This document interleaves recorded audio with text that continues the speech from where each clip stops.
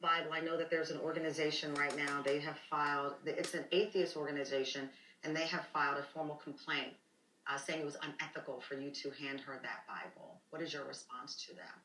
Well, it's not as though I said, Miss Geiger, you need a Bible. But when you give someone a Bible, it is a religious... It was at her request. It was at her request. What she said to me after I said, please forgive yourself so that you can live a purposeful life. And she said, do you think my life can still have purpose? And I said, absolutely, it can. And she asked me, she said, do you think God will forgive me? And I said, absolutely, he will.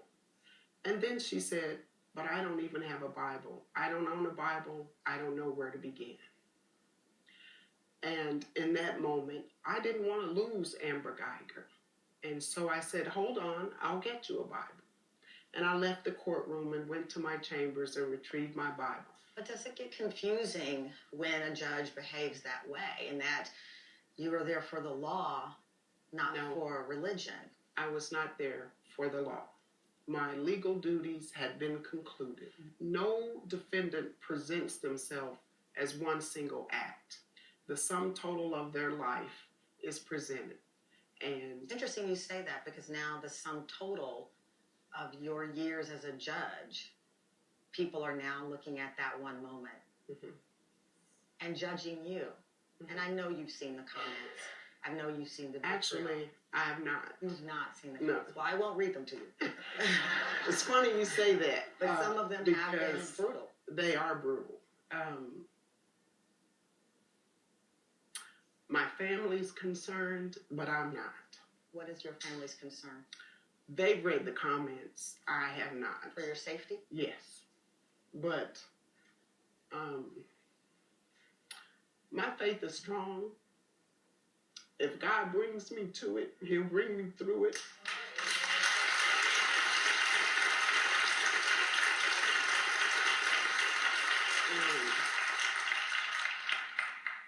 And this is one of the reasons why I'm discussing the hug, so that people will understand the sum total of what happened.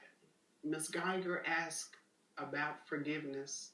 Ms. Geiger asked if I would hug her. I don't think any human being would have refused her at that moment. You're such a strong hug.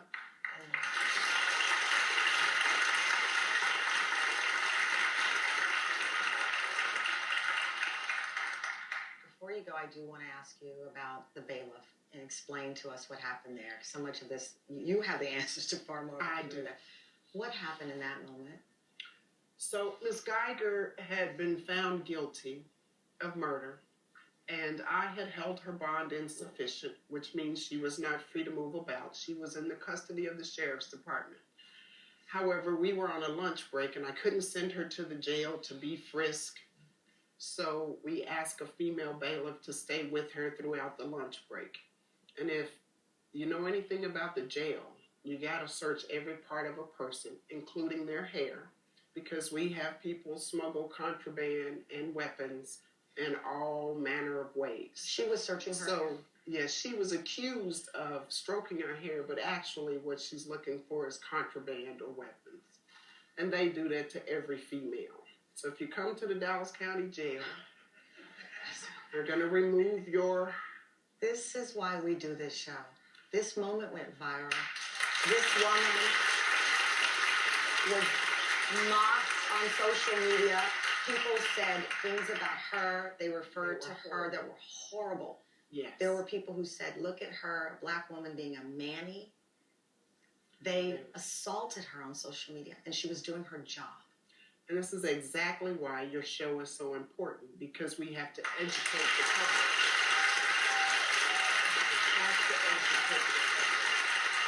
Judge Kemp, thank you so much for joining me today. You traveled from our good home state of Texas. I know it's always hard to leave Texas. That's just because you're from Texas.